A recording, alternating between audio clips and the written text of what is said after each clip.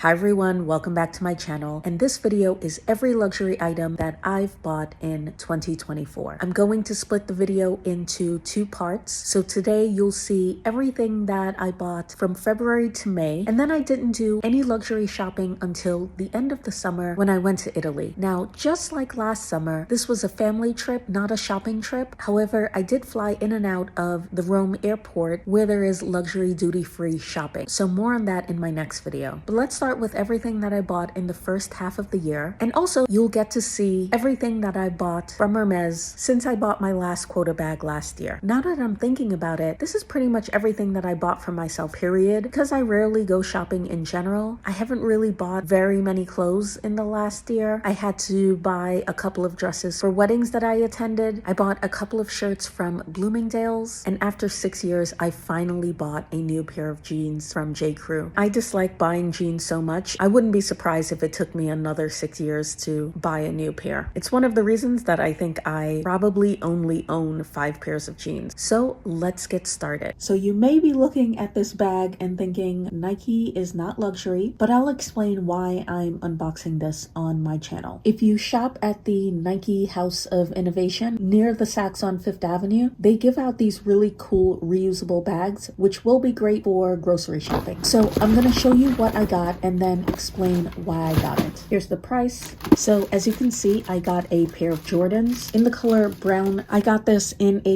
US size 7. Here it is from the front, the side. So I'll tell you why I got these. I was searching for the longest time for the Hermes free sneakers to match my gold Birkin. I finally found it in France. You can watch my Paris unboxing for all the details there. It was actually not the best match for my gold Birkin. I found that I liked it better with black bags, but nevertheless, I loved those sneakers. The leather was beautiful. Couldn't be happier. I wore them one time. I came home, took them off, and they had split open in the back. It was so upsetting. I took it to a local cobbler who said they could be repaired, but one side would look very different from the other side. The leather that Hermes used was a very soft leather, which the cobbler was unsure about, and it was very expensive. I took it to a luxury shoe repair place here in New York City. They said that they could match the leather exactly, but it would be extremely expensive to repair because in order for it to be seamless, they would essentially have to take apart my sneakers. So that wasn't the best option, but I was willing to do it since it took me so long to find these sneakers. They wouldn't give me a price right away, so I knew it was going to be astronomically expensive. Coincidentally, around that same time, I was picking up my gold Birkin from the Hermes spa. I had popped some stitches and they were repairing it, and I just casually told them what happened to my shoes, and the repairs person said, you know, before you send it to a cobbler, just bring it in to us. Maybe we can do something. If it's normal wear and tear, then you're out of luck, but maybe we can help you. So I took it in and they said, we're probably going to have to send this to France. And they did something which they normally never do. They asked me for my receipt. Thankfully, I still had it. And you may recall, I bought those sneakers in the Hermes at the airport, but that wasn't an issue. So they sent it off, and I later got an email that the sneakers were irreparable and they couldn't find me a replacement. And so they wanted to offer me a full refund for the US price of these shoes, which was a solid $300 more than I had paid. Plus, they also gave me the US taxes, which was incredible. I wasn't asking for any of this. I just wanted to see if they could repair it, and I was fully prepared to pay for it since clearly I had worn the sneakers. However, I think without me even having to say this, it was obvious that those sneakers were defective in some way. No sneakers, far less luxury sneakers, should rip after one use. I know quite a few of you DM'd me on Instagram and said that you had these sneakers and you love them. I have not heard of one other person who's had this issue. So I'm pretty convinced, and without me saying this, I think Hermes was convinced as well that these shoes were defective in some way, and the customer service was impeccable. This is what you pay for with luxury. I've had many repairs done at Hermes and I've never been charged. All of my basic repairs have been complimentary, and these are bags that I've owned for years at this point. While I was very sad to see those shoes go because they were such beautiful sneakers, I am very satisfied with Hermes customer service. If you follow me on Instagram, you'll know that it took me a while to find another pair of sneakers that was a decent match for the Hermes Gold. I originally got Dunks, returned those and got these instead. So these are my first pair of sneakers from an athletic brand that I've bought for aesthetic reasons as opposed to athletic reasons. So I was surprised that they were only $125. I thought, wow, that's really great for leather, but guys, they're not leather. And actually they're not that well made, but you know what? My $1,000 Hermes sneakers split in two. So my guess is they'll probably last longer than that. The good news is that I think that these sneakers might actually be a better match with my gold Birkin, but I'll let you be the judge. You may be surprised to see a box here because I do not accept boxes for clothes. It's just a waste. I don't keep boxes. However, my SA did not pack these up for me. It was an assistant, and so she didn't know my preferences, and I certainly was not going to tell her to unbox things and just put them in a bag for me. I don't know if this is the case at all boutiques or only the larger ones, but my boutique not only have SAs, but they also have assistants who package items, go search for items, etc., so that certain SAs can spend that time with the client instead of going back and forth. These are the jogging pants that exactly match the cardigan that I bought at the Charles de Gaulle airport last summer. So I was able to use the credit that I got from the free sneakers, which included that unexpected 300 plus tax bonus on these pants. So essentially, I was able to get them for a little over 20% off. And after applying the credit, I only had to pay about $500 out of pocket. And that's including tax. And here are the jogging pants with the cardigan. As I mentioned in my wish list video, there were two different versions of these jogging pants in the color Etoupe. One was lighter and one was darker. I promised I would tell you which one matched the cardigan. However, in store, they didn't have two versions of Etoupe. They only had the one, and it just so happened to exactly match the cardigan. So no updates about that. At this point, I've worn the cardigan many times, so I'm super happy to add the pants. I'm not sure I mentioned this before, but these pants were included in the Hermes sale last year in a cream ivory color, and I was tempted to get them because I didn't want to pay full price at the boutique, but I followed my own advice and decided if I want it, just get exactly what I want. Don't try to cheap out. I'll always end up regretting it and then spending more money getting exactly what I want. Next up is another item that was on my wish list. I first saw it last year, I think in Vegas. I tried it on at my boutique. However, I had spent my entire luxury budget for last year, so I told my SA, sorry, I can't get it, but if it's still available in the first half of 2024, I really want it, and it was, so I got it. I got this on a separate visit from the jogging pants, but it was an assistant again who packaged this, so I got this lovely garment bag, which I am not mad at because I didn't realize how nice Hermes garment bags are, but they're actually nice enough that they could actually sell these. Just pretend I didn't say that because we don't want to give Hermes any ideas. So here it is. It's the drawstring dress. I know this looks like absolute nothing on the hanger, but I promise you when worn, it's super cool. I'll try to do some close-ups of details and show you what it looks like on a model. It's a very breathable silk and cotton blend. It can be dressed up and down, very versatile. Black is my favorite color, so I'm very happy I have this. As far as sizing, I think I got this in a size 34, whereas the pants I got in a